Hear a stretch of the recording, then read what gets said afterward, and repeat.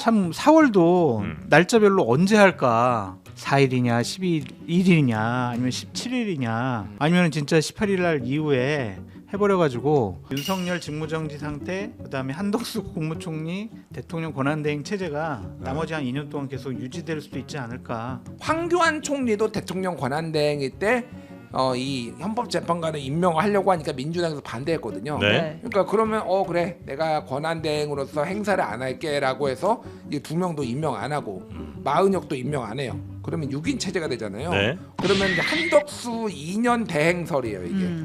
그 한덕수 2년 대행이 윤석열 대통령 복귀보다 나을 수 있어. 대한민국에는.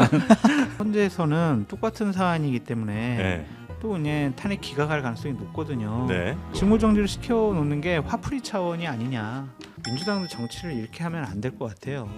국정 운영을 이렇게 오기란 감정, 화풀이로 한다라는 인식을 국민들에게 주는 것은 결코 도움이 되지 않을 것 같습니다. 전 무죄 가능성 한 30% 보고요. 그리고 이제 100만 원 이하로 이제 떨어져서 이제 그 피선거권 박탈이 안 되는 그거를 나갈 수 있는 나갈 수 있는 그거를 한 20% 정도 보고요. 네. 피선거권이 박탈되는 걸 한 50% 봅니다. 잘 네. 모른다는 얘기죠. 잘 모른다는 길게 얘기를 했는데 진짜 모르겠는데. 한없이 가벼운 정치 토크쇼 장르만 여의도 3월 26일 수요일 순서 시작하겠습니다. 반갑습니다. 정프로고요.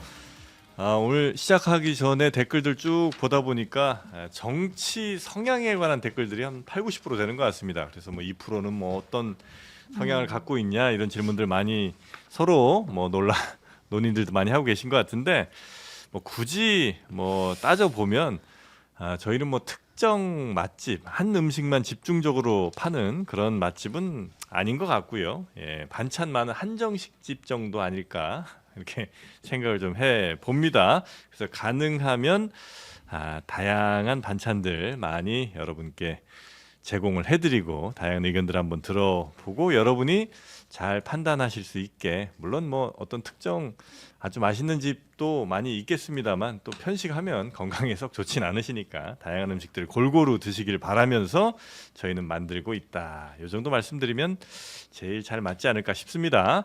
자, 오늘도 골고루 드실 수 있게 한번 준비를 해봤습니다. 함께해 주실 분들 소개해드리죠. 우리 김준일 시사평론가님 어서 오십시오. 네, 안녕하세요. 김준일입니다. 저는 2%의 정치 성향이 궁금하지 않습니다. 아, 그래요? 정프로의 정치 성향이 궁금합니다. 저요? 진짜 좌파입니까? 궁금하네, 우파입니까? 저는 이제 부패쯤 꼴통입니까? 뇌가 좀 많이 절여졌어요 요즘에. 네, 저의 정치 성향 그건 뭐 여러분을 위해서 중요한 건 아닌 것 같습니다. 자, 하여튼 김준일 평론가님 함께 하시고요. 자, 그리고 우리 장성철 소장님 나오셨습니다. 네, 안녕하십니까. 네, 반갑습니다. 우리 장성철 소장님은 우파죠? 저는 완전히 꼴통 보수 뼛속까지 DNA. 아, 그래요? 예. 꼴통이에요? 저는 세포까지 다. 세포 보수다. 하나하나까지 네. 모두 보수다. 네. 알겠습니다. 우리 신영 기자님 어서 오십시오. 안녕하십니까. 네, 우리 신영 기자님이 또 오늘 뉴스들 정리해 주실 텐데 일단 뭐 여러 정치 뉴스를 저희가 많이 전해드리긴 합니다만 워낙 지금 경남 쪽에 산불이 심각하잖아요. 그렇습니다. 예, 그 소식부터 조금 정리는 하고 넘어가야 될 것 같습니다. 네, 경상권, 울산 이 지역에서 지금 산불이 닷새째 지속이 되고 있는데 정말 유례없는 피해가 발생하고 있습니다. 오늘 오전에 그 한덕수 총리 대국민 담화도 있었고 중대본 발표도 있었는데 이번 산불이 우리들의 예상을 뛰어넘었다. 최악의 상황도 가정해서 대응을 하겠다. 지금 한 5천 명 정도가 현장에 투입이 된 상태라고 하고요. 이제 가장 안타까운 것은 인명 피해입니다. 네. 지금 이번 사태로 인해서 사망이 18명, 그다음에 이제 중상이 6명, 경상 13명 이렇게 인명 피해가 발생하고 있고요. 계속 번지고 있잖아요. 지역이 지금 의성, 안동, 청송, 영덕까지 번져가지고 밤사이 아마 속보들 보셨을 거예요. 하회마을 주민들 대피하고 교도소 수감자들까지 이감시키고 이런 상황인데 네. 이 불길이 얼마나 번졌는지도 좀 알기가 힘든 게 현장에 통신들이 거의 다 끊겼대요. 그래서 CCTV 화면도 좀 확보가 안 돼서 네. 조금 얼마나 피해 상황이 번지고 있는지도 좀 보기가 어렵다고 하고 400년 된 천연 기념물 나무, 천년 고찰 같은 문화재들도 전소됐다는 소식이 있습니다. 네. 인명 피해 대부분이 60대 이상의 고령이고 또 대피하던 과정에서 도로나 차 안에서 발견된 분들이 좀 있어서 좀 안타까운 상황이고 내일 좀 비가 온다고 하는데 양이 많지 않나 봐요. 네. 5mm에서 한 10mm 온다고 하는데 어쨌든 좀 산불 진화에 조금이라도 좀 도움이 됐으면 좋겠습니다. 네. 인명 피해가 제일 걱정인데 벌써 이제 꽤 많이 이미 발생한 상황이고 앞으로 추가 발생이 좀 없어야 되는데 하여튼 이 부분에 모든 인력을 하여튼 총 집중을 좀 시키긴 해야 되겠습니다. 자, 그러면 본격적으로 이제 정치 뉴스들 하나씩 살펴볼까요? 일단 오늘이 이재명 대표의 2심 선고일이죠. 그렇습니다. 네. 공직선거법 2심 선고 D-Day입니다. 오후 2시에 발표가 있는데 1심에서는 그 문제가 됐던 뭐 허위 사실 공표, 뭐 고의로 공표했다는 네. 여러 가지 발언 중에서 두 가지 발언에 대해서 1심 재판부가 유죄라고 했었던 거잖아요. 네. 그 중에 이제 첫 번째 발언이 그 고 김문기 처장과의 골프 관련된 내용이었는데 네. 이 발언이었어요. 잠깐 들어볼게요. 국민의힘에서 4명 사진을 찍어가지고 마치 제가 골프를 친 것처럼 사진을 공개했던데 단체 사진 중에 일부를 떼내가지고 이렇게 보여줬더군요. 이거 조작한 거죠. 네. 관련해서 검찰은 골프를 쳐놓고 안 쳤다고 말한 건 허위사실 공표다라고 주장을 했던 거고 이재명 대표 측에서는 골프를 쳤다는 사실을 부인한 것이 아니라 저 사진은 사실 단체 사진인데 그 일부만 갔던 것처럼 조작된 거에 대해서 내가 조작이라는 표현을 썼던 거다라고 주장을 했는데 일단 1심에서는 검찰의 주장이 받아들여졌죠. 자, 그다음에 두 번째 유죄 판결을 받았던 부분이 그 국정감사에서 백현동 부지 용도 변경 관련해서 국토부에 협박이 있었다라고 했던 부분이었습니다. 이것도 들어볼게요. 용도를 바꿔준 건 국토부의 법률에 의한 요구에 따라 어쩔 수 없이 한 것이고 만약에 안 해주면 직무유기 뭐 이런 걸 문제 삼겠다고 협박을 해서 네, 네. 이 발언 같은 경우에는 허위성도 인정이 됐고 고의성도 인정이 됐습니다. 그래서 유죄로 2심 재판부가 판단을 했었는데 민주당에서는 다 뒤집힐 것이다. 모두 무죄가 나올 것이다. 이런 입장입니다. 네. 1심은 그때 이제 1심 판결 나올 때도 생각보다 좀 세게 나왔다는 평들이 좀 많았던 것 같고요. 2심에서는 이보단 좀 줄어들까 아니면 이제 무죄로 갈까 아니면 그대로 1심이 유지가 될까 이제 아주 초미의 관심인데 뭐 우리가 이 사법부의 판단을 뭐 미리 짐작하는 거에 상당히 어려운 일이긴 하겠습니다만 그래도 대략적인 전망 정도는 또 할 수 있는 거 아니겠습니까? 혹시 우리 소장님께서는 이거 어떻게 보시는지?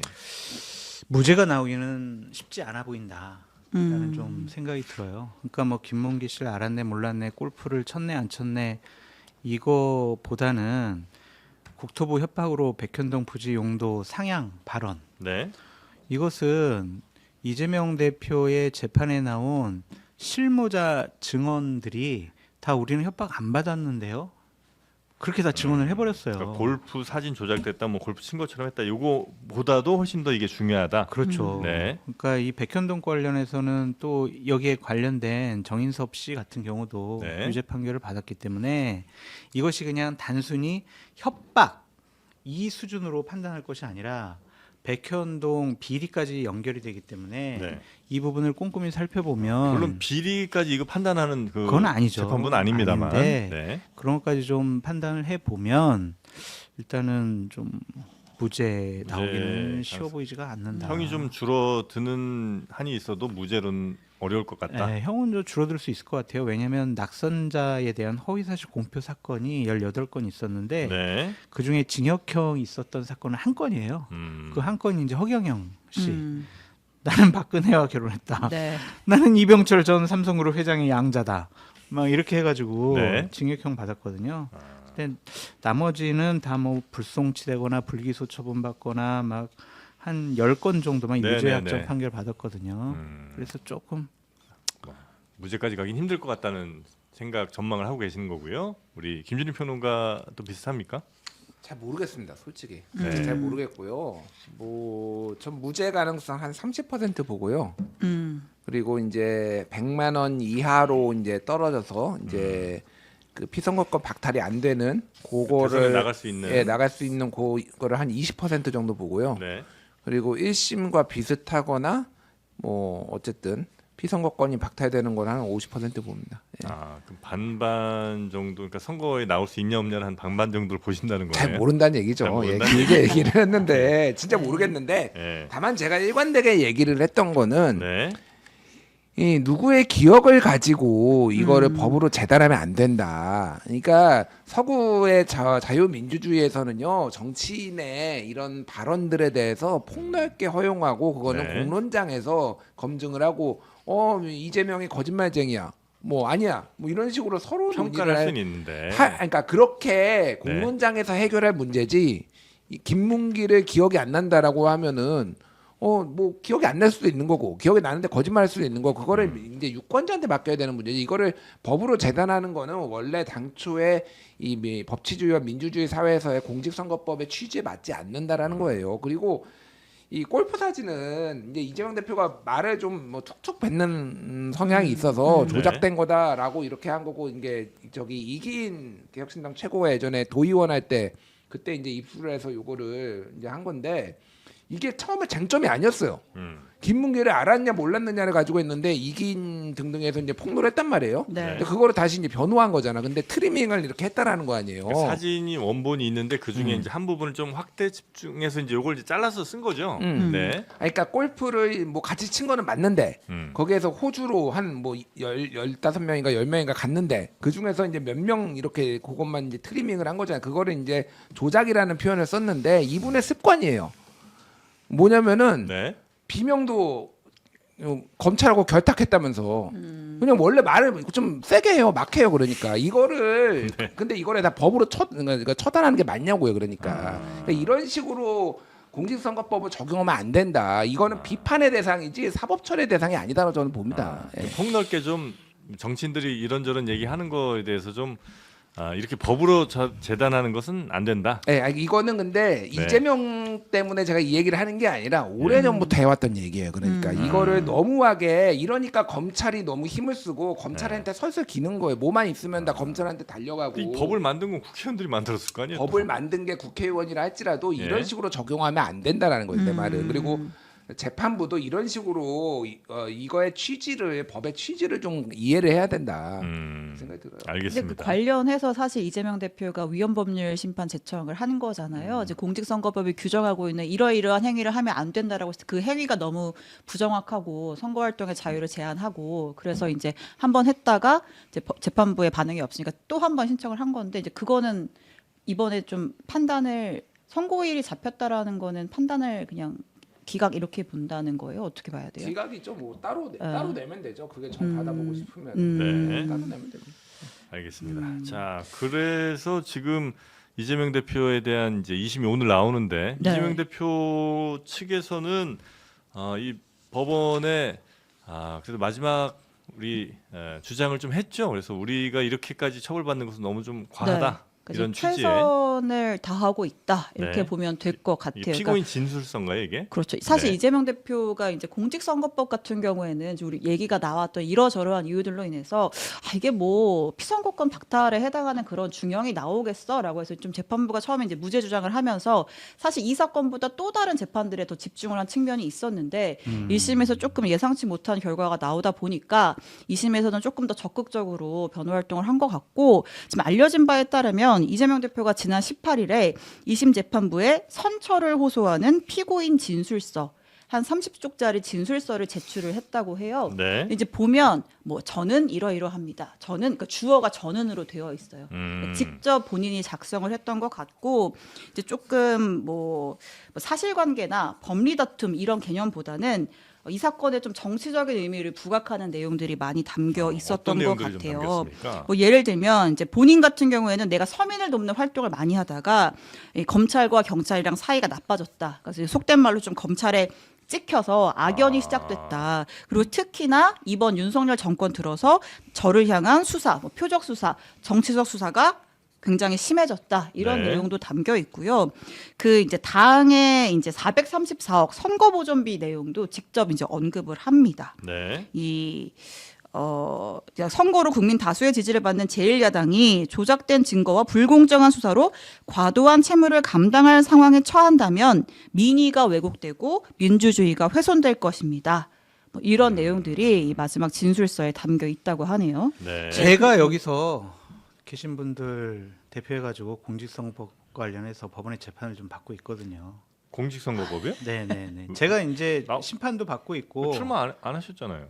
이제 허위사실 이제 유포로 허위사실. 상대 아, 그래요? 다른 예, 사람으로부터 예. 고발을 당했는데 착하게 좀 사세요 정말 좀 제발. 2심 선고를 앞두고 있거든요. 아, 그래요? 제가 이 얘기를 왜 하냐면 예.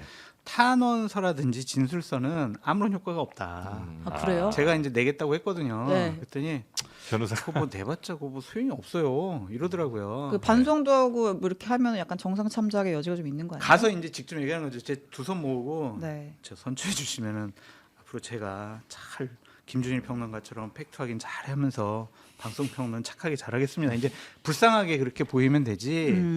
이거를 진술서 탄원서 내는 건 그런 효과가 없고 법률적으로 법률 변론서를 이렇게 잘 내면 된다고 하더라고요. 네. 그래서 탄원서나 진술서 같은 경우에는 그냥 정치적인 행위다. 네. 그렇게 볼 수밖에 없고 그 신혜영 기자님이 진술서 얘기를 하시면서 이재명 의원이 변호사 시절에 뭐 서민을 위해서 네. 활동을 했다. 뭐 본인 주장을 또 인권을 위해서 했다라고 하는데 이재명 변호사가 수임하고 성남 지원에서 10년 형사 사건 판결 나온 게 한 30건 정도 되거든요. 네. 거기 보면은 서민이라든지 아니면 인권을 위해서 한 건 없어요. 그냥 공갈 미수, 도주 차량, 사기, 절도, 횡령, 살인, 횡령, 폭력, 성매매 알선, 그게 이제 업무방해. 변호했던 사건들이라는 말씀이신 그렇죠. 거죠? 예. 근데 이거를 어떻게 뭐 서민과 인권을 위한 것이냐 그렇게 포장하는 것은 아, 판사들이 봐도 아니 과거에 이렇게 변론을 이런 걸 변론했는데 이게 무슨 서민과 인권이야 이렇게 오히려 더 안 좋게 볼 수 아니 있죠. 뭐 그 변론 사건 자체는 그럴지 몰라도 뭐 시민 운동 같은 거를 열심히 했던 거는 그건 사실 아닌가요? 글쎄요, 그 부분도 많은 네. 논란이 좀 있더라고요. 아, 그래요? 예. 그래서 그 부분 좀 더 따져봐야 될 것 같은데 어쨌든 이 사건들을 쭉 보면 그냥 단순히 이것뿐만이 아니라 지금 또 5개 재판을 받고 있잖아요. 네. 그런 것을 보면은 그냥 탄원서, 진술서 그대로 판사들이 좀 판단을 하고 좀 선처해 줄까? 그렇게 하기는 좀 어렵지 않을까? 쉽지 않아 보인다. 그런 생각이 듭니다. 말씀이시고요. 네. 그 피고인 진술서에 어쨌든 뭐 억울함 내지는 이제 좀 선처를 바란 이런 내용들이 그냥 일반 보통 사람들이 아니라 이제 어쨌든 제1야당의 대표고 이런 자격으로 냈을 때 그 재판부에서 그냥 무시하기는 쉽지 않을 것 같기는 한데 어떻습니까? 아니 그런데 이제 이게 결국은 감형을 해달라는 걸로 저는 예. 보이거든요. 예. 이런 거는 탄원서나 뭐 선처를 부탁한다라는 거는 감형을 얘기하는 건데 네. 사실상 이재명 대표와 그 변호인단이 그동안 해왔던 거는 무죄를 주장했거든요. 특히 1심에서는 더더욱 그랬었죠. 예, 네. 뭐 지금도 무죄를 주장하고 있으니까 그래서 이게 이제 받아들여질지 그리고 이제 감형을 해주는 거는 진정으로 반성한다 뭐 이런 쪽에 이제 보통 감형 사유가 되는 제 거잖아요. 잘못은 이만큼 했는데 예, 정말 예. 죄송합니다. 근데 이렇게 이제 할 법원에 때. 이제 양형 기준 하도 들쑥날쑥하니까 이제 나름의 양형 기준 만든 거 중에 보통 이제 감형 참작 사유 뭐 이런 게 서로 몇 개 적혀 있는데 그 중에서 이제 반성하는 거 그런 게 있기는 해요. 예. 그러니까 모르겠습니다. 이게 이제 근데 저는 요 메시지들은 결국은 지지층한테 보내는 거라고 봐요. 그러니까 내가 억울하게 검찰 독재 정권에 탄압을 당했다. 내가 유죄가 나올지라도 이거는 검찰이 이렇게 한 거지. 내가 뭐 잘못이 없다. 아니면 잘못이 너무 과대 포장됐다. 뭐 이런 식으로 지금 얘기를 하려는 거지. 수신인이 재판부가 아니고 국민이나 지지자들이다. 그런 말씀이신 거죠? 참조 저기 수시 법원은 참조. 법원은 참조, 시시. 네. 사실은 이게 보내는 거는 지지자들 뭐 이렇게 보는 게 맞을 것 같아요. 네. 근데 검찰이 무리한 기소를 했다라고 주장을 계속 하고 있는데 그 무리한 기소면은 법원에서 무죄가 나와야죠. 법리적으로 판단을 해보면 그러면은 법원도 판사들이 무리한 판결을 내리는 것이냐 네. 이렇게 좀 비판받을 수밖에 없을 것 같아요. 재판부가 아마 다 고려해서 판단했을 근데 것이다. 이제 재판부가 정무적이고 정치적인 판단을 할까 그런 부분에 대해서는 저도 이제 좀 고민이 있는데 만약 이것이 유죄가 확정이 되면 100만 원 이상이고 유죄 확정되면은 민주당은 또 400억 넘는 선거 비용을 다시 반납을 해야 되잖아요. 그러니까 그런 것도 하나의 고려 대상이 될 수 있을까? 그거 그런 생각도 있고. 낼 수 있나 모르겠어요. 당사 팔면 되고 아. 뭐 당원들 뭐 당비 모금하면 될 텐데 예. 부동산 가격이 많이 뛰어서 생각보다 돈이 많대요. 많아요. 민주당이. 아, 네. 그래요? 현금 많아요. 지금 각 당이 당비가 네. 많이 들어와가지고 아. 현금 재고가 지금 많이 있고 270만 명의 권리당원이 당비를 매달 내고 있습니다. 아, 그렇습니까? 많아요. 그 네. 아니, 걱정 저희 안 선거 하셔도 결과 지켜봐야죠. 그러니까 이제 어쨌든 그러니까 위헌법률 심판 제청한 거에 대해서 오늘 만약에 선고할 때 받아들일 가능성도 제로는 아니잖아요. 그러니까 받아들일 수도 있고 그러면 이제 다시 그거 따져볼 때까지 재판 기다린다라고 할 수도 있는 그렇죠. 거잖아요. 그럴- 가능성은 네. 여러 네. 돌. 근데 일반적으로 그거를 미리 얘기를 하지 않나요? 그러니까 위헌법률 신청 같은 거. 예, 미리 네. 얼마 선고일에 전에. 안 하고. 선고일에 하지는 않아요. 일반 근데 요즘은 하도 이례적인 게 예. 많이 나오다 보니까 네. 우리가 알 수는 없는데 어쨌든 네. 네. 알겠습니다. 그럼 뭐 2심 지나고서라도 만약에 그게 나온다면 다시 이제 이거는 뭐 원점으로 돌아가는 것이겠죠. 뭐 만약에 그런 위헌법률 심판이 뭐 받아들여져서 근데 2심 2심 나오 재판부에서 판단을 해줘야 어. 되는 아, 그래요? 거예요. 2심 판결이 나오면 재판부가 이심 이거를 재판부에서 판단을 해야 돼요. 그러니까 그러니까 그거가 지금 2심 재판부에 이재명 측이 낸 이유는 2심 선고를 미뤄달라는 거예요. 네, 헌재 네, 네. 결과가 나올 때까지. 네. 근데 그거를 이제 뒤에 할 수는 없는 거죠. 그거는 그냥 직접 내면 되는 거죠. 그 필요하면은. 근데 이 2심 선고를 미뤄달라는 거니까 그거는 의미가 그럼 없다. 대법원 네. 판결을 앞두고 또 낼 수가 있겠네요. 또 낼 수도 그러면. 있겠죠. 이러다 이제 선거 앞두고 그러니까 어떤 그 재판마다 그렇게 낼 수 있는 거군요. 그런 그러면. 것 같아요. 네. 그러니까 저희가 예단할 수는 없지만 그 어저께 이제 법원에서 이제 기자들한테 이제 뭐 보통 이제 중요한 선거 앞두고는 뭐 내일 설명 자료 언제 나갑니다 네, 이렇게 네, 공지를 네, 해주는데 이재명 대표 선거법 요거는 설명 자료를 따로 내지 않겠다고 맞아요. 공지를 설명 했더라고요. 자료는 어떤 의미가 있는 겁니까? 그래서 어떤 의미라고 봐야 됩니까 이거?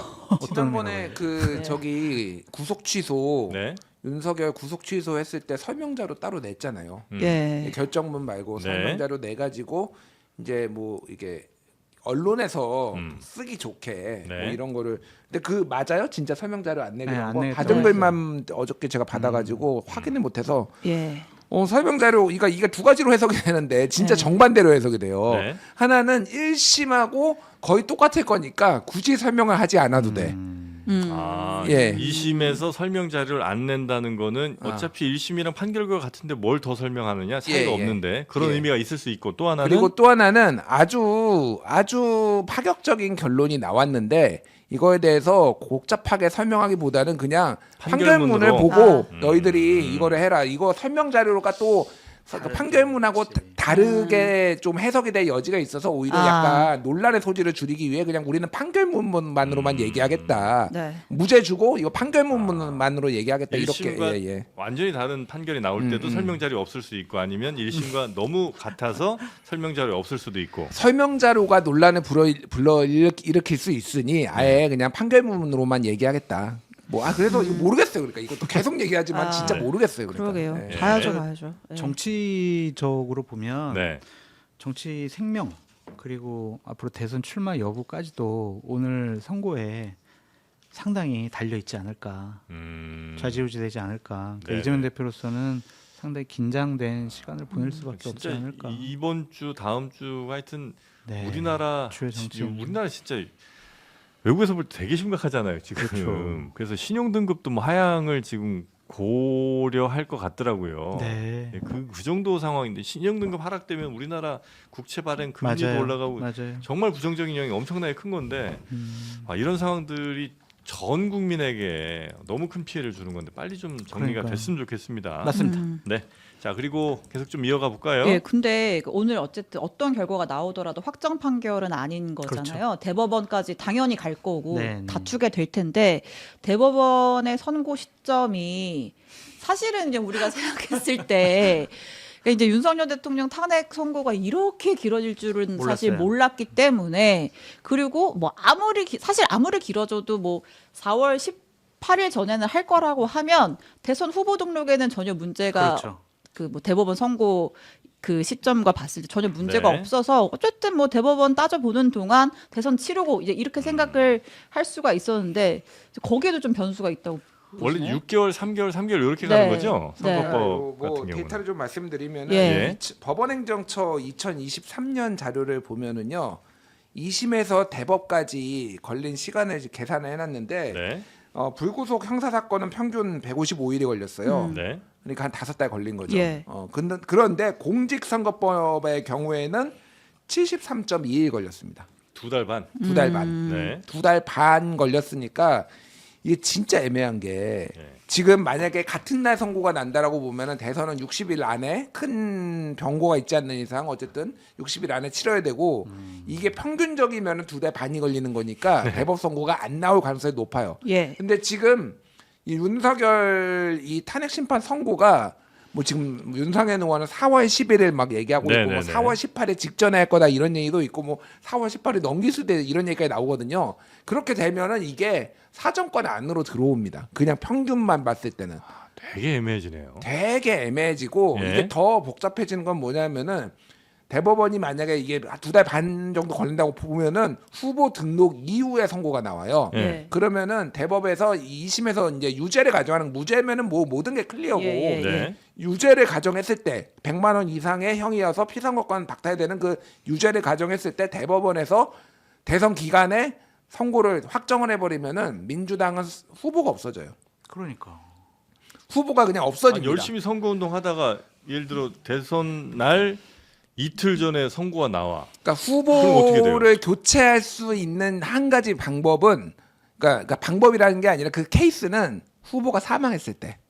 아. 예, 그때를 빼놓고는 그 당에서 선출한 후보를 바꿀 수가 없어요. 그러면 피선거권 그가 이게 확정이 돼 대법원에서 만약에 유죄가 확정이 되면은 민주당 후보가 없어져서 이제 아직은 본격화되지 않는데 오늘 2심 결과를 보고 만약에 진짜로 유죄가 나온다라는 게 확인이 되면은 지금 별 시나리오가 나오는 지금 그 스페어 후보설까지 나와요. 그러니까 무소속 스페어 후보설. 무소속 예. 스페어 후보설. 그러니까 그러면은 민주당은 후보를 못 내고 예. 그 무소속의 소위 말해서 민주 진보 진영에서 낸 후보를 사실상 집중적으로 지원을 해주는. 그래서 국힘이 날로 먹게 소위 말해서 이제 모임 승차를 하지 않게 이렇게 하려는 뭐 요런 게 지금 시나리오까지 나올 정도로 굉장히 복잡해지고 있다. 그러면 그 스페어 후보를 누가 하느냐? 네. 비명 쪽 얘기를 보면은 친명 쪽에 준비하고 있다. 친명 쪽에서는 비명들이 생각하는 것 같은데 뭐 서로 막 이런 얘기가 나오고 그러니까 아직 본격적으로 얘기하기에는 이게 지금 약간 너무 외람돼.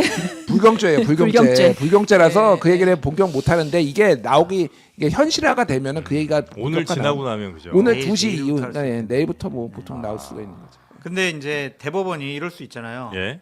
자, 이건 중대한 문제다. 그러니까 우리가 대선 전에 선고를 하겠습니다. 라고 할 수도 있고 예. 이러한 중대한 문제를 우리가 국민의 선택을 우리가 이거 뭐 우리가 결정하기는 좀 어렵습니다. 아, 일단 그러니까 국민 선택 대선 후로 받아보고. 미루겠습니다. 아, 후보 등록까지 하고 나면 대법원 선거 못 하지 않을까요? 아니 그러니까 후보 등록 전에 대법원이 예. 우리가 이제 네. 하겠습니다라고 하면 어떡할 거냐고요. 후보 등록 전에. 아, 그러니까 받으면. 그렇게 미리 밝힐 수도 있어요? 그렇게 뭐 이런 중대한 문제와 관련해서는 네. 각 언론이라든지 아니면 각 정당에서 어떻게 할 거냐고 막 압박 가할 거 아니에요. 그럴 수는 있겠죠. 그러면은 어떠한 방식으로라도 입장을 내야 되지 않을까 아. 그런 생각이 좀 드는데 네.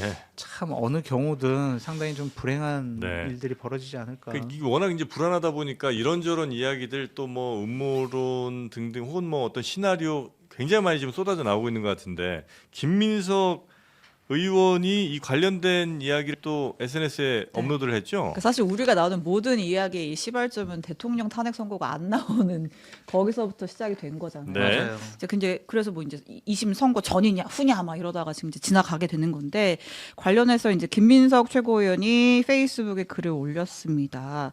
헌법재판소가 윤석열 탄핵 선고 일자를 미뤄온 과정에 어떤 보이지 않는 손이 작동하는 게 아닌지 우려가 된다. 네. 이른바 윤석열 이재명 동시 제거론을 흘려온 모 언론의 시나리오가 윤석열 파면 지연과 이재명에 대한 사법 살인으로 펼쳐지는 게 아닌지 몹시 꺼림직합니다. 윤석열 이재명 동시 제거론.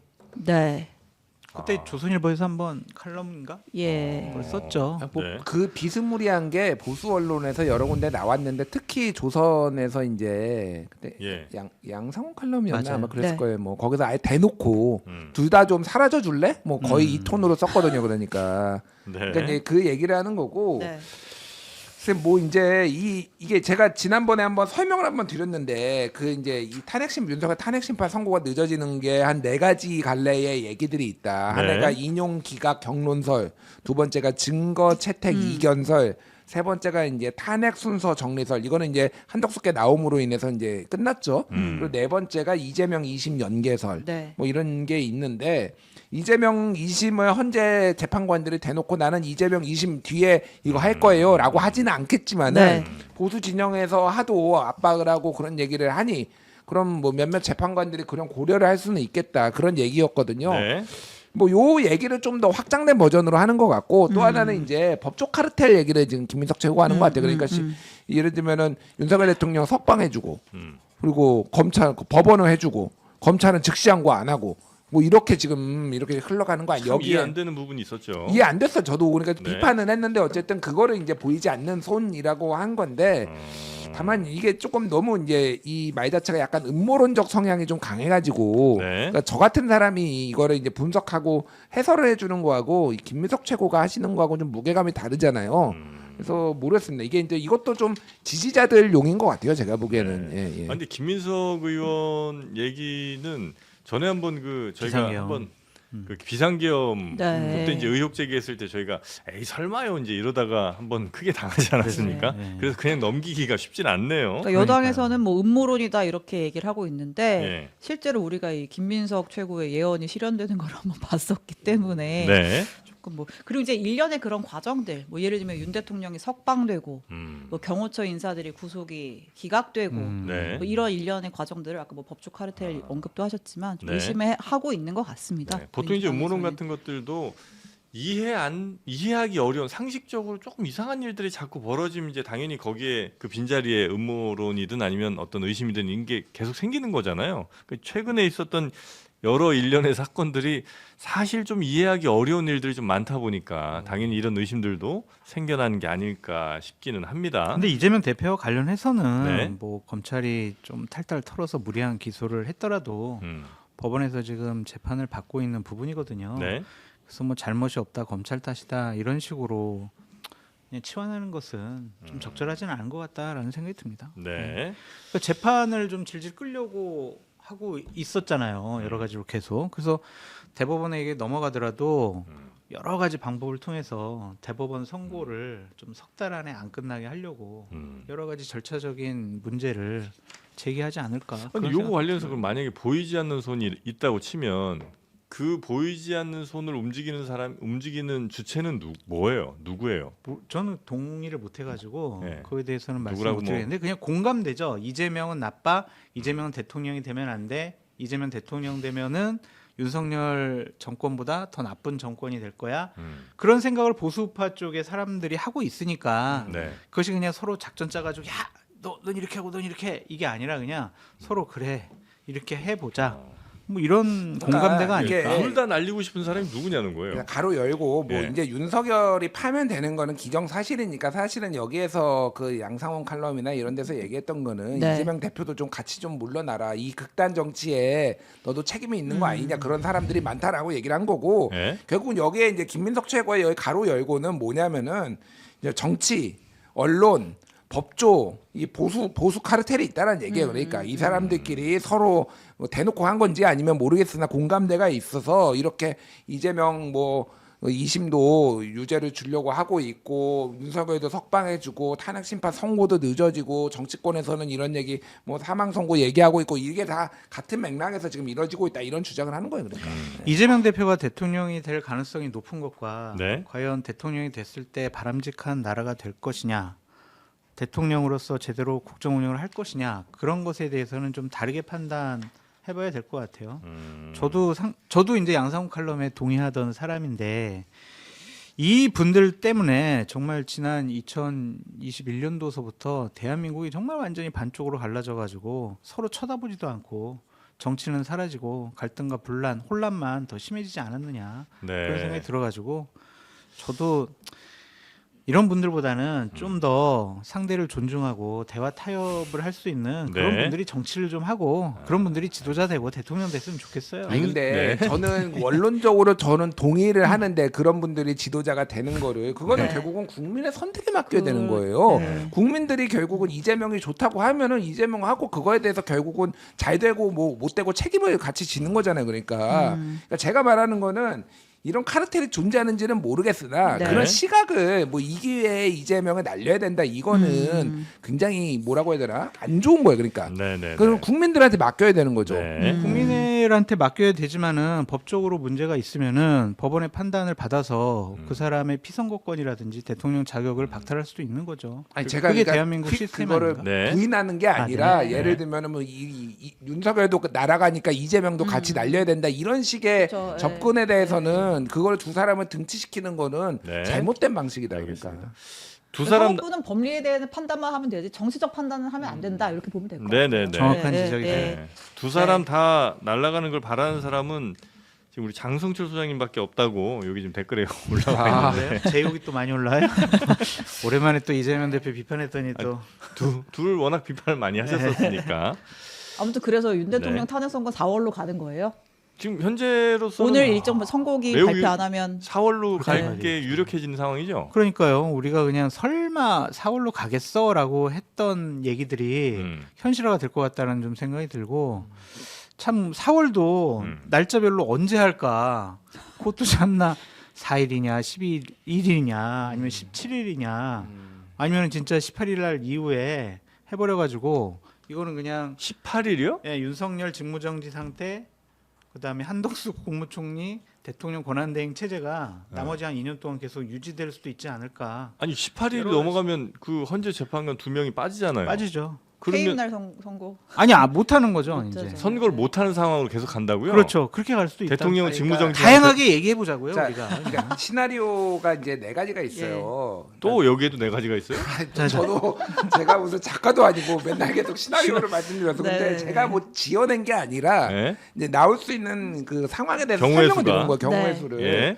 아직 근데 이제 이 3월 중에 나올 가능성이 완전히 없는 건 아니다. 그렇죠. 예, 아직 좀 남아 있다라고 오늘 네. 이제 이거를 보면 될 것 같아요. 물론 내일 일반 선고 40건이 있어요. 예. 40건이 있고 헌재에서 그리고 월요일 날 한덕수도 하고 그랬는데 금요일에 또 윤석열까지 할 것이냐 이거는 이런 전례가 없다 이런 예. 식으로 세 개를 몰아서 한 적도 없고 하지만 우리가 전례 없는 일을 너무 많이 봤기 때문에 가능성은 있다라는 건데 지금 확률은 어쨌든 4월설이 저도 다른 방송에서도 계속 4월 가능성을 배제할 수 없다라고 했는데 그게 현실화될 것 같고 크게 보면 4월 18일 이전과 이유가 있겠죠. 그렇죠. 예. 저는 4월 18일 이전이 더 가능하다. 왜냐하면은 어쨌든 헌법재판관들끼리는 정치적 성향이 달라도 서로를 존중하는 게 있어요. 네. 그러니까 이거를 주심 재판관도 있었고 그 헌법재판소장도 권한대행이지만 있었고 이 사람들이 매조지하는 거를 같이 이게 하려고 하겠죠. 그러니까 네. 그게 이제 상식적인 건데 이제 좀 우리가 아웃라이어를 좀 얘기를 하자면은 4월 18일 이유가 돼서 두 가지 설이 있어요. 4월 18일 이후에는 하나는 자 대통령 권한대행이잖아요. 한덕수 총리가 지금 그러면은 예전에 황교안 총리도 대통령 권한대행일 때 이 헌법재판관을 임명하려고 하니까 민주당에서 반대했거든요. 네. 그러니까 그러면 그래 내가 권한대행으로서 행사를 안 할게라고 해서 이 두 명도 임명 안 하고 마은혁도 임명 안 해요. 그러면 6인 체제가 되잖아요. 네. 원래 7인 이상이어야지 이거를 선고하잖아요. 선고를 할 수가 있거든요. 그러면 이제 한덕수 2년 대행설이에요 이게. 남은 임기를 그러니까 윤석열 정부의 남은 2년 임기를 한덕수가 대행을 하는데 아이고 지금 윤석열 대통령 그러면 계속 관제에 전화를 못 살면서 보셨어. 뭐 그러겠죠. 그러니까 이게 저한테 화를 내지 마시고. 아니, 근데 그러니까 좀만 더 설명할게요. 좀만 더. 아니, 한마디만 할게. 예. 그 한덕수 2년 대행이 윤석열 대통령 복귀보다 나을 수 있어. 뭐, 대한민국에는. 그러니까 그런 얘기가 있어요. 그러면 민주당에서 탄핵을 하려고 하면은 이미 이제 상당한 기간 동안 기회를 줘야 되는데 왜 안 줬냐 뭐 이런 거 가지고 이미 이건 파면할 정도 아니다라고 했잖아. 그럼 또 이제 이제 한덕수 최상목 한덕수 최상목 한덕수 최상목 이렇게 가는 거예요. 계속 하다 보면은 타넥했다 이렇게. 탄핵했다 뭐 이 복귀도 요 설이 하나가 있고 네. 또 하나는 4월 18일 이후에 아예 두 명을 임명해 버리고 마은혁도 임명해 버리는데 문영배 이미선은 이제 문재인 정부 때 문재인 대통령이 한 거니까 진보 성향이잖아요. 네. 둘 다 이제 보수 성향으로 임명을 바꿔. 해 버리면은 6명이 되는 거예요. 보수가. 네. 그때 가서 그러면은 기각을 때려? 그러면 재개하고 변론 재개하고 해가지고 기각이나 각하를 때려버리는 방법. 아. 뭐 이런 얘기까지 나와요. 그러니까 저는 이렇게 가면 안 된다라고 주장을 하지만은 별 시나리오가 있다는 시나리오가 거죠. 지금 다 나온다. 아니, 근데 지금. 만약에 4월 18일 이전에 하는 시나리오라면 4월 18일 이전에 할 걸 지금까지 끄는 이유는 뭐예요? 그러니까 증거를 지금 엄격하게 보고 있다. 물론 저는 정치적 해석으로는 이재명 20연계설에 터무니없다라고 보지는 않아요. 저는. 예. 아, 예. 그럴 수 근데 있다. 실제 계속 헌재 쪽에서 흘러나오는 얘기는 계속 이견들이 있다. 네. 이견들이 있고 증거 채택이나 어떤 쟁점들에 대해서 이견이 있어서 쉽게 합의가 안 되고 그게 지금 5대3 이번에도 봤잖아요. 그러니까 한덕수 때도 네. 그러니까 이제 저 김복형, 조한창, 정영식 이 세 명이 각하와 기각에서도 헌법 위반이 아니다라고 한 그 세 명이 완강하게 드러내놓고 뭐 각하세요? 기각이세요? 뭐 이렇게 물어보지는 않지만은 네. 이미 다 눈치를 이제 채고 합의가 어려워진 부분이 있으니 그렇게 되는 거 아니에요? 이게 이제 인용 기각 각하 경론설의 이제 일부인데 이런 것들이 다 복합적으로 지금 돼 있다 보니까 이제 문영배 재판관 입장, 헌법소장 입장에서는 이게 선고할 밀어붙이기 수가 없는 선고할 수가 없어. 기회를 그러다 잡을 수가 없지. 이렇게 되는 뭐 이런 거 같아요. 근데 그거의 배경에는 이재명 2심도 제가 추론하기엔 있는 것 같다. 아, 그게 그래요. 왜냐하면 최대한 떨어뜨려 넣어놔야지. 아까 전에 74배 걸렸다고 했잖아요. 네. 붙여놓으면 안 되는 거야. 그러면 거의 그러면 저는 4월 17일 설도 불가능하진 않다. 아니 나라 망하는 건 생각 안 합니까? 아니 그래서 윤상현 의원이 4월 10일을 얘기한 건가? 정말. 3월 26일에서 예. 두 달 하고 맞아요. 넉넉히 한 2주 정도 둔다고 하면 네. 73, 4일 한다고 하면 대략 맞나? 네, 대략 그 정도 나와요. 그러니까 네. 저는 하지만 일관되게 이게 제 주장이 아니라 저는 일관되게 빨리 해야 된다. 지금 큰일 났다. 지금 나라. 그러니까 제가 네. 봤을 때는 오늘 선고 나오는 거를 헌재에서 보고 예. 다음 주 월요일에 하겠습니다. 3월 31일 그렇게 전격적으로 할 수도 있다. 오늘 선고 결과에 따라 아니면 어떤 선고가 나오든 선거를 보고 나서 그냥 그러니까 그 만약에 유죄면 바로 하고 뭐 무죄면 좀 시간이 이렇게 되는 거야 아니면 헌재가 예. 그냥 공통된 재판관들의 의견으로 자 예. 우리가 이재명 대표 예. 선고하는 거 보고 합시다. 이렇게는 하지 않았을 거고 예. 보수 성향의 어떤 재판관들이 딱 저 선고 보고 해야지. 음. 그러니까 내가 선고 때까지는 나 아직 인용인지 기각인지 각한지 지금 좀 더 살펴봐야 될 것 같아요. 나 결정 못했어요. 좀 더 논의해 봅시다. 검토해 봅시다. 이러면서 시간을 끌다가 오늘 딱 선고 나는 거 보고 네. 그래 이제 뭐 유죄든 무죄든 음. 이제 빨리 결정하는 게 좋겠다라고 생각을 해서 또 다음 주 31일 날 할 아. 수도 있지 않을까 아. 그런 생각이 듭니다. 아, 오늘 선고 나오는 거 보고 아니 바로 3월 안에 끝내야죠. 이거 4월 달까지 가면 어떡해요 이거. 나라 진짜 이거 큰일 네, 났어요. 알겠습니다. 근데 윤상현 의원은 4월 11일로 예상을 좀 하고 있다. 이런 이제 보도가 나오고 있는 거고요. 네, 윤상현의 예상이 사실 주장이잖아요. 네. 사실 뭐 저희가 다루지 않아도 되는 건데 윤상현 의원이 한덕수 국무총리 탄핵 때 7대1 나올 거다 이런 얘기를 했는데 실제로 보면 이제 인용이 하나였고 뭐 기각 각하 합쳐서 7이었잖아요. 그래서 어쨌든 뭐 결과론적으로 맞춰서 이거 뭐 사실은 윤상현이 내통하고 있는 거 아니야 이런 얘기까지 돌았는데 이제 그러다 보니까 4월 11일 저렇게 말하는데 또 뭔가 들었나? 네. 이런 소가- 얘기들이 있는 거죠. 소가 뒷걸음질 치다가 쥐를 잡을 수도 있다. 예. 그러니까 결과론적으로 우리 윤상현 의원에 대해서 정부력이 있다라고 판단하는 것도 좀 무리가 있지 않을까. 네. 이건 뭐 선고일 아니 보면 4월 알겠죠, 18일 뭐. 이후의 시나리오를 얘기하는 건 무리가 없어요. 나 정말 이게 황당한 상황인데. 자, 그 이 예. 상황에서 네. 또 문학인들이 단체로 메시지를 좀 냈군요. 네, 뭐 시민사회, 뭐 문학인, 뭐 학계, 종교계 다양한 메시지들이 나오고 있습니다. 우리 한강 작가, 노벨상 수상한 한강 작가를 비롯한 문학인 414명이 윤석열 파면을 촉구하는 한 줄 성명을 냈습니다. 네. 네, 한강 작가 훼손되지 말아야 할 생명, 자유, 평화의 가치를 믿습니다. 파면은 보편적 가치는 지키는 일입니다. 네, 이런 식의 성명을 냈고요. 종교계에서도 입장이 나왔는데 지금 교황청에서 성직자부 장관을 맡고 있는 유흥식 추기경이 네. 네, 영상 메시지를 보내왔습니다. 이 많은 사람들이 나에게 비상계엄은 우리나라의 무질서하고 어지러운 현실에 대해서 좀 솔직한 의견을 표시해달라 이런 요청을 받았다라고 하면서 정의에는 중립이 없다.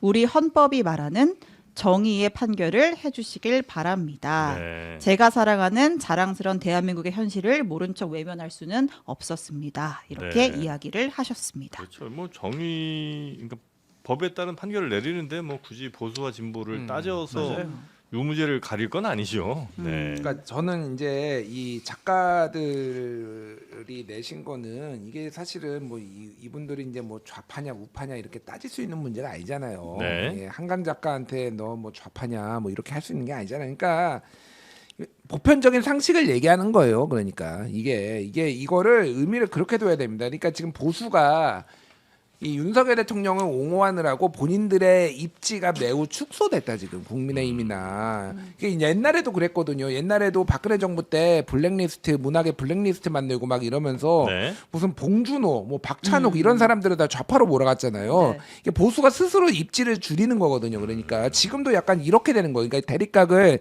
윤석열을 옹호하면서 이렇게 된 거고 유흥식 추기경 이분은 지금 로마 바티칸에 계신 분이에요. 그러니까 지금 외면을 할 수가 없었다. 네. 자기가 이게 그러니까 요즘에 그 가톨릭의 추기경들은 사실은 현실 정치에 잘 메시지 안 냅니다. 예. 민주화 이후에는 그렇죠. 예. 왜냐하면 조심스러운 부분이 있어서 그러니까 이게 김수환 추기경 뭐 80년대 거의 그 정도 상황으로 지금 이 종교 지도자가 이 사안을 보는 거예요. 그리고 탄핵하라, 그러니까 파면하라라는 말만 없었지. 정의의 판결을 얘기를 정의에는 중립이 없다. 고통에는 중립이 없다라는 게 프란치스코 교황의 말인데 거기에 똑같이 정의에는 중립이 없다라는 거는 빨리 윤석열 빨리 파면하라는 얘기예요. 그러니까 네, 헌재한테 네, 네. 그만큼 시급하다 지금 모든 사람이 이렇게 얘기할 정도로. 예. 네.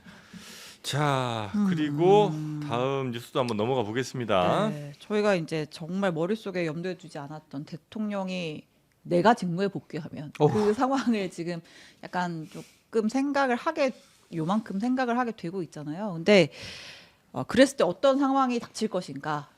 검찰에서 그 대통령이 2차 계엄을 정말로 시도했을 가능성이 있다라는 수사 보고서를 낸 사실이 JTBC 취재를 통해 확인이 됐습니다. 그러니까 검찰이 수사 보고서를 냈는데 그 네. 내용 안에 보니까 윤석열 대통령이 2차 계엄을 준비 혹은 뭐 계획을 했었다 이런 내용이 그럴 있었다고요? 가능성이 있다라고 어. 하면서 그뭐 일종의 뭐 증거죠, 수사 자료 같은 거를 쓴 거죠. 이제 예. 대통령이 대국민 담화에서 2차 계엄 같은 일 결코 없을 것이라고 못 박았지만 당시에도 막 민주당 의원총회 할 때 지금 벌써 2차 계엄 제보 들어와 막 이런 얘기들이 있었잖아요. 네. 이 수사 보고서에 어떤 내용이 담겨 있냐면 그 윤 대통령이 계엄사 상황실에서 김용현한테 왜 국회의원들 안 잡았어? 내가 계엄할 테니까 다시 계엄할 테니까 그때는 철저하게 준비해서 국회부터 장악해. 라고 했던 말이 담겨 있고 검찰이 대통령이 왜 그때 이런 지시를 했냐 맥락까지 보고서에 적었어요.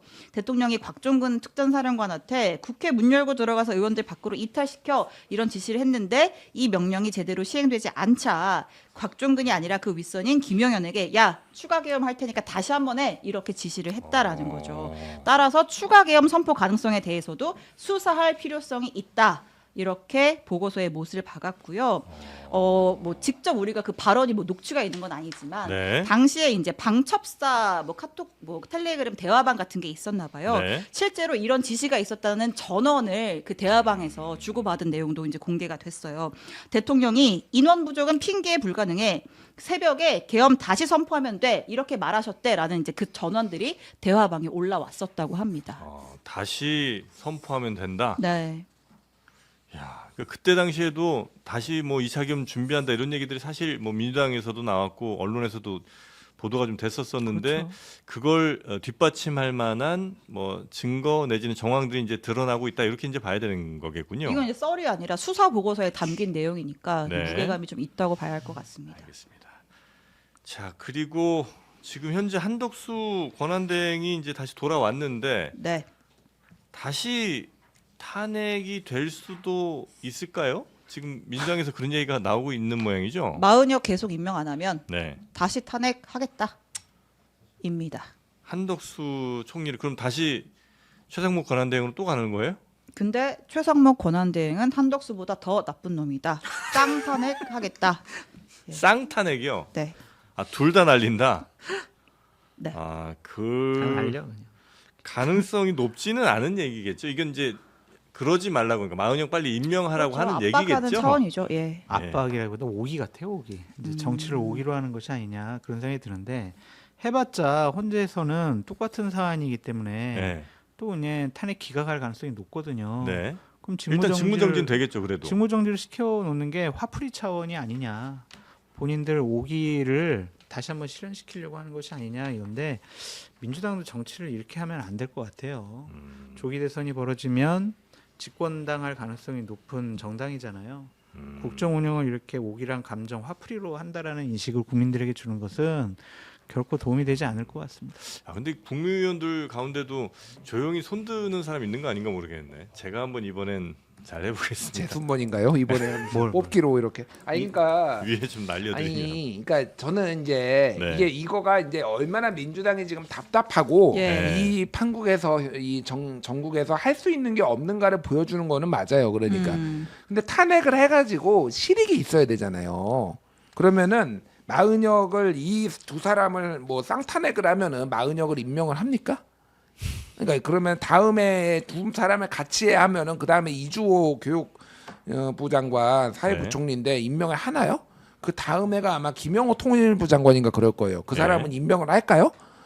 그러니까 이게 실익이 있는 거래라. 이제는 네. 그러니까 탄핵이란 카드를 너무 많이 남발했어요. 저는 남발에 정치적으로 그게 이제 헌재에서는 남발했다고 안 하지만은 정치적으로는 남발했다고 보고. 그러니까 쓸데없이 이창수 서울중앙지검장 뭐하러 탄핵해요? 그러니까 예, 그런 거는 되게 쓸데없는 짓이라고 저는 봤고요. 어쨌든 그러다 보니까 이제는 이 탄핵 카드에 대해서 별로 유효하지 않다. 정말로 실익이 있을 때만 써라. 제가 보기에는. 하지만 어쨌든 마은혁을 제가 그 두 사람 그 특히 한덕수 총리가 또 임명 안 하고 소위 말해서 쌩 까고 있는 것에 대해서 저도 화나요. 그러니까 네. 네. 법을 안 지키는 그럼 거는. 뭐 어떻게 해요? 만약에 임명을 해야 되는데 국회가 이렇게 보낸 것도 권한대행들이 이런저런 핑계 제가 대면서 안 보기에는요. 윤석열 탄핵 심판 선고 나오고 해. 네. 그럼에도 불구하고 한덕수가 마은혁을 임명 안 한다. 그러면은 이 헌재에서 본 소위 말해서 상당한 기간, 충분히 숙고할 기간을 지났다라고 볼 가능성이, 그래서 탄핵이 인용될 가능성이 좀 있다라고 봐요. 근데 지금은 하면은 그냥, 그러니까 이게 둘 중에 하나예요. 정말로 이 긴급하게 정지시켜가지고 실익이 있던지 아니면 확실하게 날려버리던지. 지금 8대0, 9대0, 지금 10대0 된다 이런 얘기 지금 장동혁 최고가 할 정도, 의원이 할 정도로 네. 한 명이라도 제대로 탄핵을 시키든지 그러면은 이건 아니다 이런 식으로 하는 거는 네, 네, 한덕수를 그럼 완벽하게 탄핵할 거를 좀 잡아서 해보십시오. 이거는 안 돼요 탄핵하면. 실익이 너무 없다. 탄핵이 안 되는데 그러면 뭐가 또 합니까? 실익도 없고. 네. 자, 그리고 민주당 소식 하나만 더 볼까요? 네, 민주당에서 지금 이제 윤석열 탄핵 선고가 계속 지연이 되니까 내란 사태가 계속되고 있다. 이럴 거면 우리 입법부 국회의원들 아예 총 사퇴하자 이런 주장이 나왔습니다. 이현주 의원. 들어보겠습니다. 네. 필요하다면 여야 국회의원들이 모두 총사퇴하고 총선을 다시 치릅시다. 내란 행위조차 진압하지 못하고 질질 끌면서 면죄부를 주는 그런 나라에서 배지를 달고 있는 것이 무슨 의미가 네. 뭐 선언적인 의미일 가능성이 좀 높아 보이긴 합니다만. 이현주 의원도 화가 나서 답답해서 네. 저런 것이 위력감을 아닐까. 표현한 것 같죠. 네. 네. 저게 진심이면은 뭐 본인이 먼저 사퇴서를 내든지 네. 아니면 사퇴해야 된다고 몇 번씩 더 발언을 해야 되는데 그냥 저번 한 번 하고 말 거거든요.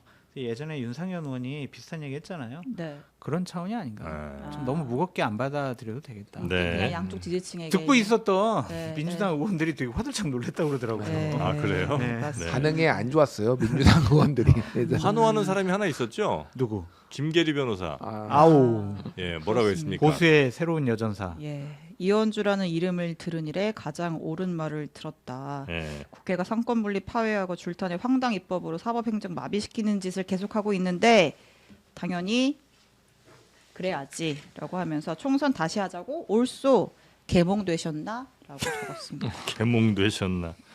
아, 김계리는 정치할 거예요. 아, 그러니까 김계리 공천 변호사. 받아요? 아니 100%겠죠. 그러니까 지금 새로운 보수의 여전사가 될 가능성이 높아 보이고 네. 이분도 정치를 잠깐 발을 담갔었어요. 아 그래요. 2022년도에 박선영 당시 교육감 예비 후보 캠프에서 대변인 역할을 아, 했었거든요. 그래요? 정치에 관심 많은 사람이에요. 아. 그렇기 때문에 앞으로 이러한 정치적인 발언 메시지를 계속 낼 가능성이 높고 네. 하여튼 대통령 탄핵 선고가 결정이 되면 거기 또 정광훈 목사랑 같이 거리에서 본인 얘기를 할 것 같아요. 우리도 저 맛에 한번 개몽돼 보시죠. 아 그럴까요? 네, 좀 너무 힘들기도 하니까 좀 힘내려면 맛있는 것 좀 먹으면서 힘을 좀 내야 될 것 같습니다. 오늘 또 맛있는 게 뭐 있습니까? 네, 저희가 지난 주에는 두 분께 장어를 드렸었는데요. 네. 장어들이 다 도망갔답니다. 다 팔렸어요? 장어 다 팔렸어. 완판? 네, 와. 그래가지고 더 이상 장어가 없어. 아니 우리한테 보내주기로 했잖아요, 좀. 이제는 그래서 와. 요거 저 삼겹살 같은 거 드실 때 유독 그 오돌뼈 같은 거 좋아하시는 분들 있잖아요. 아니 지금 오돌뼈 가지고 오신 거예요 지금? 네, 아니 단짠 숯불 매콤 오돌뼈. 네, 스트레스 확 날려버릴 매워요? 매콤한 약간 매콤합니다. 신라면 맵게예요. 오. 네, 신라면 정도 맵기니까 딱 맛있게 매운 정도죠. 네. 네, 국내산 돼지고기 100% 여기에 이제 편마늘에 대파, 양파까지 넣어서 누린내 같은 거 전혀 없고요. 네, 그리고 이건 이제 캡사이신 사용한 게 아니고 고춧가루 사용한 거라 인위적인 매운맛이 아닙니다. 아주 알싸한. 진짜 네. 한번 먹어볼게요. 한번 드셔보시고 맛을 한번 평가 좀 해주세요. 아니 근데 솔직하게. 지금 자막으로도 나갔는데 네. 술안주로 딱이라고 해놓고 왜 술은 안 줘? 술까지 술 먹으면 술은 어떡해요, 사 먹어라. 뭐 술까지 주냐 우리가. 술은 협찬이 아니잖아. 아 오돌뼈라고 그래서 저는 오돌뼈만 있는 줄 알았더니 고기가 많이 붙어 있네. 장난 아닌데 네. 매워요? 매워요. 매워요. 엄청 맵네. 근데 매운데 네. 그 얘기했듯이 그 약간의 그 달콤함이 있어가지고 상세가 불꽃 아니 뭐지 그 불닭볶음면도 아. 그런 식으로 매운데 다니까 상세가 되잖아요. 야 근데 어떻게 이거 우리가 그냥 데운 게 음. 아마 저 전자레인지인가 뭐 거기다 데웠을 건데 불맛이 나네, 그죠? 볶았어요. 그래요. 네. 아 물에 볶은 그래요? 거야? 네. 뭐 토, 깻잎에 싸 먹으니까 네. 다 맛있습니다. 기가 막힌데? 고기 네. 냄새 안 나요? 고기 냄새 안 나. 아. 난 이게 고기인지도 몰랐어요. 고기 잡내 안 나고. 우리 한나도 좀 안 맵다 나. 근데. 사실 네. 장르만 여의도에서는 돼지하면 보리 먹은 돼지인데 요 돼지는 국산 100%. 그렇습니다. 한돈. 네. 한돈으로 만들어. 그리고 이렇게 이제 볶음밥처럼 이렇게 해 드셔도 맛있고 아니 요거 술안주는 뭐 최고죠. 볶음밥 요거 이렇게 네, 네. 볶아서 예. 한 쌈 싸서 뭐 누구 주시려고 아니구나. 본인 먹으려고 그러는 거예요? 네. 나 먹기도 바쁜데. 네, 요거는 왜 두 분은 안 드세요? 주문을 하시면 이렇게 이제 예쁘게 포장이 돼서 밀봉이 돼서 냉동 상태로 이렇게 차갑게 옵니다. 그럼 요거 이렇게 잘 숯불 향이 이미 여기 들어가 있기 때문에 그냥 프라이팬에 살짝 기름 두르시고 5분 정도만 익혀 두시면 바로 맛있는 오돌뼈 볶음이 된다는 거고요. 이렇게 해서 햇반에다가 이렇게 들들들들 해가지고 하면 이렇게 지금 볶음밥이 나와요. 볶음밥도 나오고. 네. 네. 반찬으로 드셔도 좋고 덮밥 드셔도 좋고 야식으로 최고 좋은 오돌뼈. 뼈는 안 씹히는데? 씹히네. 오도독소리 지금 아 이거 김준일 ASMR 이건데. 오도독소리 장난 아니야. 네. 장난. 요거를 일단 맛있어, 그 맛있어. 마이크에 대고 오도독 한번 씹어주시고 네. 요게 이제 6봉지가 갑니다. 여섯 많이 봉지. 오네. 예, 요거 6봉지가 가는데 그러면 한 하루에 한 봉지씩 일주일 딱 먹으면 좋겠네, 그죠? 얼마예요? 여섯 봉지 얼마야? 요거 가격? 응. 가격이 말이지요. 얼마라고? 봉지에 5만 원? 예, 5만 원 정도 됩니다. 5만 원 정도? 네. 아 이게 한 봉지에 8,500원 그 정도 되네요. 거네. 예. 응. 6봉지 묶음으로 6,000원 할인되는데 네. 깻잎 싸서 드셔보세요. 예. 요거 어떻게 드시면 되냐면 가격은 아무도 몰라. 비밀인가 봐. 예. 그래서 일단 들어가 봐요, 여러분도. 이제 하면 알게 돼? 얼마인지? 나중에 카드 명세서 받으면 알겠지. 예. 자, 그래서 네이버 검색창에 우리카세 이렇게 검색하시면 요 오돌뼈 볶음 드실 형님 수가. 진짜 맛있게 드시네요. 아, 진짜 맛있어요. 나 거짓말 안 해. 신기해. 무슨 말을 그렇게 합니까? 맛있으니까 맛있게 드시는 거예요. 아주 먹고 싶게 진짜 드신다. 거짓말 안 해. 진짜 맛있어. 네, 아주 맛있습니다. 볶음밥. 벌써 이 두 접시가 싹 사라져 버렸어. 깻잎에 이렇게 싸가지고 네. 그래서 이게 내 보니까 그냥 이 고기만 먹는 것보다 네. 이 볶음밥 해 먹는 게 훨씬 맛있네요. 아, 그래? 두 개 다 맛있죠. 무슨 말씀이세요? 이게 좀 매운 맛이 있어서 네. 매운 거 조금 불편해하시는 분들 그러니까 잠깐만요. 술 취하면 맛 모르시죠? 술을 잘 안 먹어요. 아 그래요? 아니 그러니까 내가 얘기하잖아. 매워. 맥주랑 같이 먹어야 된다고 이거는 맥주를 매워, 준비해 매워. 주세요. 아, 아니 매콤하게 먹는 거죠 이런 거는. 그 매운 못 먹는 맵찔이들 있거든. 아 그것도 못 먹고. 근데 그거는 밥하고 먹으니까 아주 네, 맛있어요. 맛있습니다. 그러니까 밥 반찬으로 맛있어. 좋고 음, 네, 이렇게 맛있네요. 같이 볶아 드시면 제육볶음으로 좋고. 맛있네. 그렇습니다. 근데 오돌뼈를 제가 진짜 오랜만에 먹었거든요. 그만합시다. 맛있어 진짜. 예, 오랜만에 아니 먹으니까. 계속 드시려고 지금 이게 시간 끄시는 것 같은데 더 이상 드시지 마시고 하여튼 오돌뼈 우리카세 단짠 숯불 매콤 오돌뼈 네이버에서 우리카세 검색을 하시면 되겠습니다. 한 팩씩 또 구매 가능합니다. 맛 한번 보시고 아마 분명히 더 주문하시게 될 텐데. 경프로는 왜 안 먹냐요? 저요? 네. 저는 미안해 다 먹었어. 다 먹어놓고 뭘 먹으라는 얘기인지 모르겠지만 한번 먹어보겠습니다. 아니 근데 하나 먹어봤어요 아까. 예. 다 먹었어 네. 미안해. 아니 근데 고기가 많이 붙어 있더라고. 고기가 그렇게 많이 붙어 있는 건 아닌 것 같고. 저 조용히 좀 하실래요? 아니 사실대로 알려줘야지. 그렇죠, 받아보고 그렇죠. 나서 과대과장 광고로 또 문제되면 아니 어떡해요. 고기 이 정도는 많지 뭐 얼마를 바래 10,000원에. 그럼 8,000원인데 하나에. 네. 자, 하여튼 많이 드시고 맛있는 저녁 시간 또 가족분들 밤에 모여서 이렇게 맥주 한 잔 기울이면서 요 오돌뼈 볶음 드시면 좋겠습니다. 자, 그럼 여기서 두 분은 보내드리고요. 다음 주에 또 맛있는 거 갖고 여러분 모시도록 하겠습니다. 대단히 고맙습니다. 감사합니다. 들어가세요. 감사합니다. 네.